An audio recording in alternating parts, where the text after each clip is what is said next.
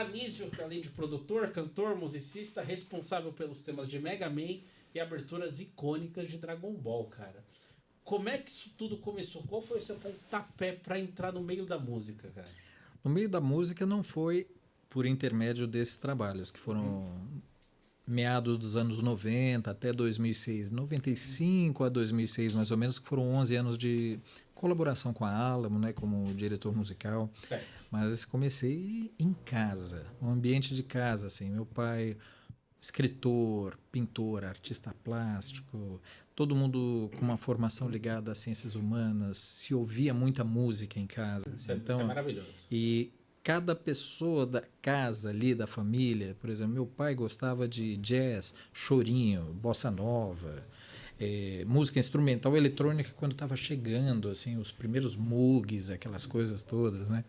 E minha mãe, ao lado Chico Buarque, Maísa, Agostinho dos Santos, o samba canção, né, MPB chegando. Minha irmã mais velha, né?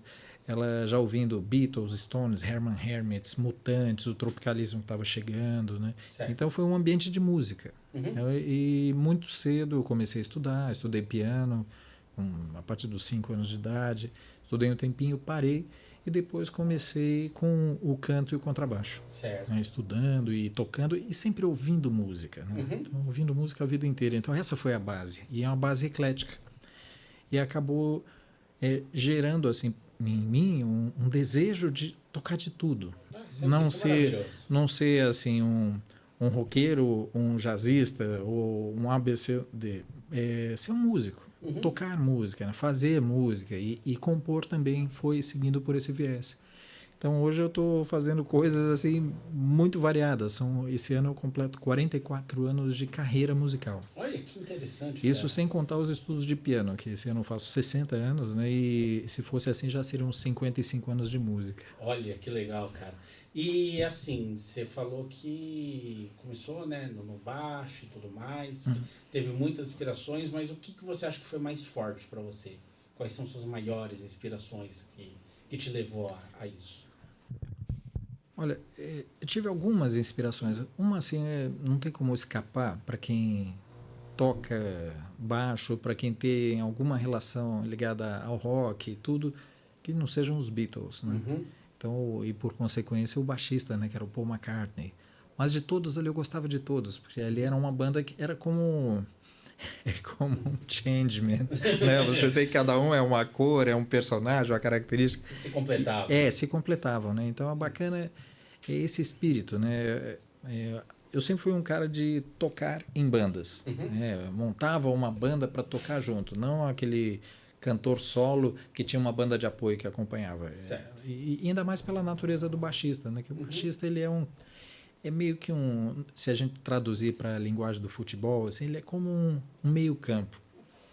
Então é um cara que ele está fazendo uma conexão entre a parte rítmica, né, bateria, percussões, essas coisas, e a parte harmônica dos instrumentos de base, de piano, guitarra e metais, e a parte melódica, que inclui inclusive voz também, né? Certo. Então o baixista ele tem essa visão sistêmica, né? Ele é um cara que vai se treinando a percepção dele para ouvir mais os outros do que ser ouvido em primeiro lugar, né? Então é uma coisa bacana porque progressivamente você pode aprender a colocar o ego numa gaveta, porque ele não vai se mostrar muito necessário na hora que você tiver que fazer uma ação de conexão entre todos os outros. Então o baixista ele acaba sendo um agregador musical dentro de um arranjo e de uma coisa, passando linhas, informando a harmonia através dos desenhos das linhas. Dá aquele volume pro bumbo, né?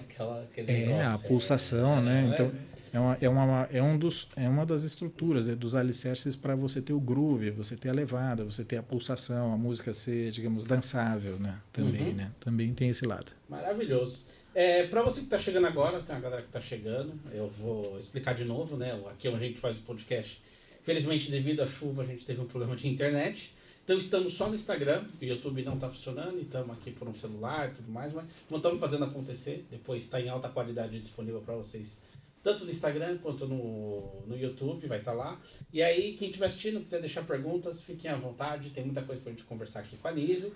E aí, vamos lá, né? Como é que você foi parar nesse universo de animes, né? Porque você dirigiu, você produziu, você cantou as aberturas, né? Muito conhecido por isso, né? Então, como que você acabou caindo nesse mundo? Bom, eu recebi um convite para fazer algumas músicas para Alamo, Uhum. para Alamo.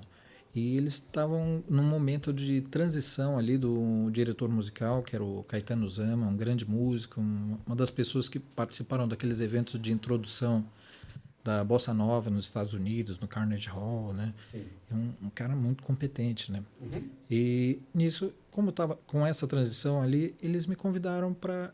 E eu falei assim, olha, eu nunca fiz especificamente um trabalho de direção musical voltado para o meio das dublagens, das animações, Uhum. mas é música, né? Sim. Então, daí eu falei assim, olha, vamos fazer um teste. Vamos fazer um teste para ver como é que se eu fico adequado, né? Assim, me adapto legal a esse tipo de realidade, né? Uhum. E daí eles passaram algumas músicas de uma franquia que estava sendo fechada na época, que era o Fantástico Mundo de Bob. Sim, muito conhecido para quem E ali, nos anos e 90. ali foi um teste interessante, porque o Bob, ele, como o Rei Arnold e outros desenhos, ele tem uma variedade muito grande de estilos. Então, aquela base que eu tinha de ouvir de tudo em casa, eu não me pegou de surpresa, porque eu tinha uma certa familiaridade com sons de big band, de orquestra, aquelas trilhas meio Broadway, assim, também. E foi o que rolou no Bob, Ah, que né, legal. para esses desenhos, né? E na época, eu estava trabalhando com produção musical fonográfica Uhum. a um quarteirão da Alamo, assim, Olha coincidentemente. E eu estava com um time muito bacana, né? E eu convidei essas mesmas pessoas para fazer parte desse núcleo dessas primeiras músicas. Foi a Vera Campos, cantora, o irmão dela, o Paulinho Campos, Uhum. pessoas incríveis, profissionais assim sensacionais, e a Cláudia Youngblood, que hoje retornou para o Rio Grande do Sul. E com esse time enxuto, né, de 4 pessoas, nós fizemos mais de 600 músicas Olha que legal. em mais ou menos 11 anos de colaboração com a Alamo, né? Uhum. Então foi muito bacana, assim, surgiu dessa forma. Eles gostaram, a gente gostou também do processo, né? E nós fizemos essas músicas aproveitando o próprio estúdio que eu estava fazendo produção musical, que era o estúdio do Constant Papenel, ali, bem próximo ali da Alamo. Por quê? Por causa dos horários, né? Os horários da dublagem, normalmente, eles têm um horário comercial, como era, pelo menos na Alamo, como era, né? E a gente tinha uma dinâmica muito flexível. Por quê? Trabalhando com várias bandas, com vários tipos de gravação, às vezes para publicidade, outros trabalhos fonográficos, né? Então, nisso, a gente conseguiu estabelecer uma maneira de trabalhar que acabou sendo prática, né? E garantiu todos esses anos aí de colaboração com eles. Sim. E a gente fazia fora do ambiente da Alamo. Então, gravávamos no estúdio. Depois de um tempo, pelo volume de trabalhos, né, eu achei melhor assim, abrir uma empresa. E eu tenho essa empresa até hoje em atividade. E a Alamo foi esse pontapé inicial, né? Maravilhoso. E você falou, né, até o primeiro ali, que esse cara foi o Fantástico Mundo de Bob, né? E música é citada a todo momento lá no desenho, né? Porque o Elvis era o rei, né? A todo momento. Pois é, E então... era bem legal, né? Porque o legal do Bob é que ele era um menino surrealista. O mundo era fantástico, realmente. É um mundo de fantasia. E a maneira como ele interpretava os acontecimentos era uma deixa para uma grande viagem musical também, né? De ele mergulhar numa piscina, daí ter aqueles nados sincronizados, né? Como tinha no começo. Muita referência a Hollywood, nos tempos do cinema, né? Bob foi ao fundo da piscina, foi bem lá no fundão. Então, e com aquelas vozes diferentes, né? Isso é maravilhoso. E assim, e por outro lado também, essa variedade de coisas levou... como eu tinha curtia muito rock, na hora que surgiu Dragon Ball e outras coisas que precisavam de uma pegada mais hard rock, mais até heavy metal e tudo, a gente tinha base de como fazer, porque a gente já estava fazendo isso com bandas, né? Então, tocando, por exemplo, AC/DC, Judas Priest, essas coisas todas, né? Então, Isso é, digamos assim, a gente conseguiu fazer sem muito sotaque, né? Estilístico, digo assim, né? Sim. Com uma certa familiaridade do tipo de som, porque eram coisas que a gente sabia como é que eram feitos, né? E a gente tinha que tocar, né? Então, uma coisa somou a outra. No fim deu certo.